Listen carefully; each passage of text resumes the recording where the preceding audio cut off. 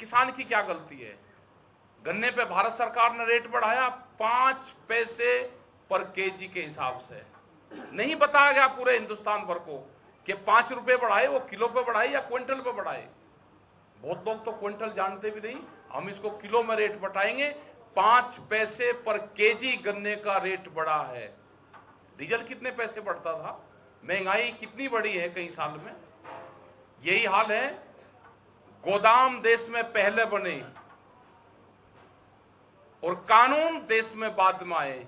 क्या व्यापारियों को यह पता था कि गोदाम हम बना लेंगे और हम कानून अपने सिस्टम से लेकर आएंगे? इसका मतलब यह हुआ कि पार्लियामेंट के अंदर तक सेंध लगी है। क्या आपने घोषणा पत्र में इस मोदी सरकार ने यह बताया था जब मैनिफेस्टो आया कि हम रेलवे को बेचने का काम करेंगे? वो घोषणा पत्र दिखाओ। क्या यह कहा था कि हम स्टेडियम बेचने का काम करेंगे? वो दिखाओ। क्या यह कहा था कि लाल किले को हम बेचने का काम करेंगे? वो दिखाओ। ये कहते हैं कि नहीं, बेचे नहीं, हमने तो लीज पे दिया है। लीज पे तो कनॉट प्लेस भी गया है। कनॉट प्लेस गांव के लोगों की जमीन पर बना, उनकी दुकानें वहां पे हैं, आज भी वो गांव वालों की दुकानें हैं। क्या लीज पे गई हुई चीज कोई छूट सकती है? 8 महीने में कोई किराएदार मकान माजा वो नहीं छोड़ता। क्या जो बच्चों के स्टेडियम है उनको बेचने का प्रक्रिया चल रही? 3 कानून से अलग भी यह आंदोलन देश बचाने का आंदोलन है। यह आंदोलन ये नहीं कि अगर पंजाब के लोग आगे, अगर सरदार और सिख समाज के लोग आगे तो आप उनको खालिस्तान नहीं कहोगे। अगर मुस्लिम समाज के लोग आगे तो उनको पाकिस्तान नहीं कहोगे। अगर पश्चिम उत्तर प्रदेश हरियाणा के लोग आगे तो उसको आप जाटलैंड के लोग बताओगे। तो ये तो देश में चलने वाला है नहीं। जो तरह तरह की ये सरकारें तोड़ने का काम करती है, इसको देश को बेचने का काम कर रही है।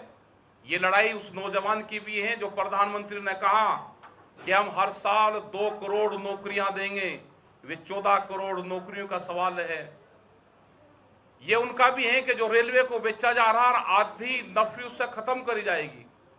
रेलवे के रूट इसलिए बंद हैं कि रेलवे के रूट बिकने के लिए तय हो रहे हैं, और जोन जोन से भी रूट और रेल बिकती रहेगी, कंपनी को जाती रहेगी, उस रूट को खोलते रहेंगे। स्पेशल ट्रेन के नाम पे 55 गुना रेट। ये तो गरीब की रेल थी। भारत पेट्रोलियम वो बेच दिया। विशाखापट्टनम में एक विशाखापट्टनम स्टील प्लांट, जो 6 गांव के लोगों ने 22,000 एकड़ जमीन free of cost the. Free of cost 22,000 एकड़ जमीन। उस प्लांट की कीमत आज 3.5 से 4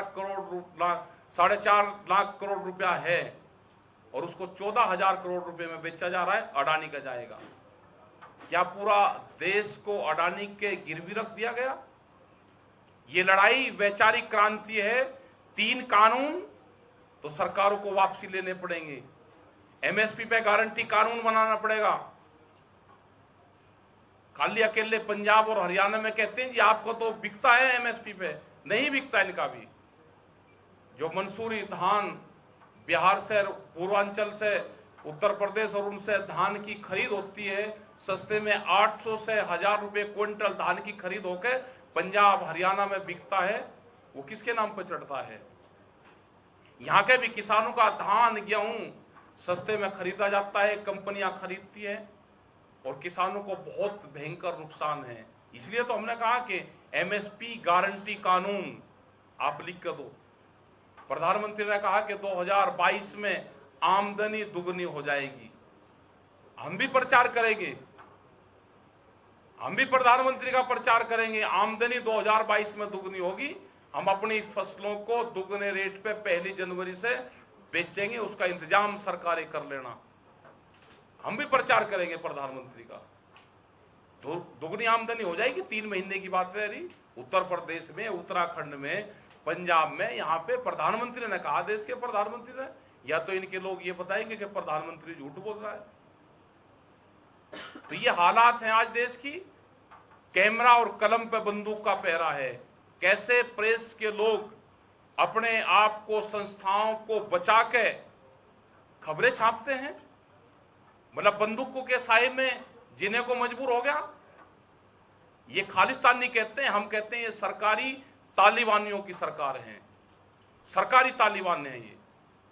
जिस तरह से ये बंदूक की ताकत पे देश पे कब्जा करना चाहते हैं, पूरे संसाधनों पे, देश की सब एजेंसियों पे कब्जे हो गए, तो अब यूथ को जागने की जरूरत है, किसान को जागने की जरूरत है, जागने की जरूरत है। जो वनवासी लोग हैं, जो जंगलों में निवास करने वाले लोग हैं, जो आदिवासी लोग हैं, जो भूमिहीन किसान हैं, अभी दूध का एक एग्रीमेंट होने वाला, अमूल जैसी कंपनी ने यह कहा कि अगर 10 रुपया लीटर हमको भारत सरकार सब्सिडी देगी तो हम इस कंपनी को बचा सकते हैं। अमूल जैसी कंपनी 10 रुपया सब्सिडी मांग रही है, तो आम किसान का क्या होगा? ये बाहर से दूध का एग्रीमेंट करके यहां के पशुओं धन को खत्म करना चाहते हैं। ये शुगर लॉबी के दबाव में बाहर से चीनी खरीद करके गन्ना किसान को खत्म करेंगे। ये अफ्रीका के देशों में दालें उत्पादन करके दालें किसान को खत्म करना चाहते हैं। हर फसल के किसान को एक एक करके मारने का काम करा जाएगा।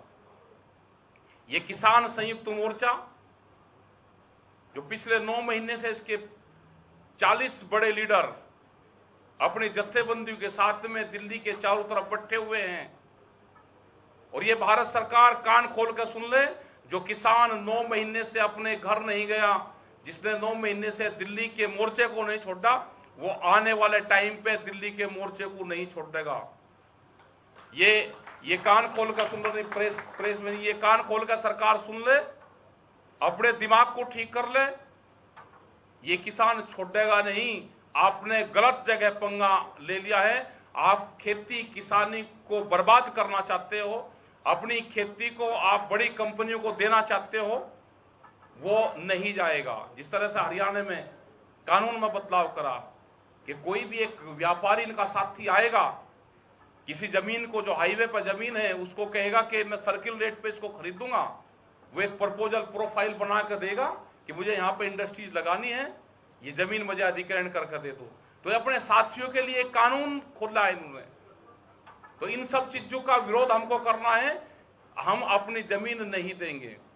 इसने अगर 1000 मीटर एग्रीकल्चर लैंड हाईवे पे खरीद ली, ये उदाहरण है देश भर में, 1000 मीटर जगह खरीद ली, अधिकारियों से सेटिंग करी और अपने 4-4, 5-5 किले दूसरी जगह खरीदे जहां पे चकबंदी है, और अपना हाईवे के ऊपर जमीन लगवा ली।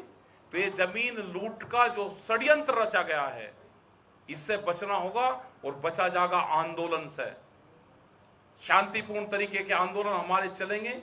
हम पूरे देश भर में जाएंगे, इनकी जो कार्यगुजारी है उसको बताएंगे। 5 सितंबर की बड़ी पंचायत मुजफ्फरनगर में है, उस पंचायत में घोषणा करेंगे। हम यहाँ पे वहां का बुलावा देने आए हैं, पंजाब हरियाणा की यूनिट को, चंडीगढ़ के यूनिट को, यहाँ पे सब लोग हैं, उनको यहाँ पे बताना है। चंडीगढ़ के अंदर से भी यहाँ पे बसों की व्यवस्था, जो लोग शहरों में रहते हैं, निर्मल जी हैं हमारे, ने कहा कि बसें लेकर हम भी जाएंगे, तो सब लोग आपस में कांटेक्ट कर लें कि कहां से बसें जाएंगी, कौन कौन लोग जाएंगे, उनकी मॉनिटरिंग कौन करेगा। शांतिपूर्ण तरीके से लोग आए, व्यवस्था बना कर रखें। बहुत बसें जाएंगी, आपस में पता भी नहीं कि इस आंदोलन को कौन कौन सहयोग करता है। बाहर के लोग, अमेरिका से वीडियो आई, वहां के किसानों की आई, क्योंकि किसान संगठन हमारा 73 देशों में काम करता है। उन्होंने कहा कि हिंदुस्तान के किसानों को सलाम है, अपने आंदोलन को जारी रखें। हम कंपनियों के चुंगल में फंस के हम बर्बाद हो चुके हैं, और आज यहाँ पे कोई किसान ऐसा अमेरिका में नहीं है जो कंपनियों से मुकाबला कर सके। हिंदुस्तान के किसानों को, पूरे दुनिया के किसानों को बचाना होगा, यह अमेरिका कह रहा है। फ्रांस, इटली, सब जगह से लोग मैसेज करते हैं, लोग इस आंदोलन के साथ में हैं। जो हमारे परिवार के लोग वहां पर रहते हैं, वो इस आंदोलन के सब साथ में हैं। तो आप सभी प्रेस के लोगों से कि अपनी जो जीविका है, अपनी जो पत्रकारिता है, आप पे आंच ना आए, अपनी उसको बचाते हुए आप इस आंदोलन में अपना साथ दे। देश को बचाने में आपका भी एक बड़ा योगदान है, आप उसमें इस देश को बचाने का योगदान करें। यह आंदोलन खाली 3 कानून का नहीं रहा, अब देश बचाने का आंदोलन है। ये लड़ाई हमारी जारी रहेगी और किसान संयुक्त मोर्चा और समस्त संगठन इस आंदोलन की अगुवाई कर रहे हैं। इस आंदोलन के नेता इस देश का किसान, मजदूर, महिलाएं, भूमिहीन किसान सब इस आंदोलन के लीडर हैं। ये एक वैचारिक क्रांति है और जब भी दुनिया में वैचारिक क्रांति आती है तो वो परिवर्तन करती है। यह आंदोलन जब तक चलेगा जब तक गोदामों के ताले नहीं खुलेंगे, ये अनाज गोदामों में बंद नहीं होने देंगे, गरीब की रोटी तिजोरी में बंद नहीं होने देंगे।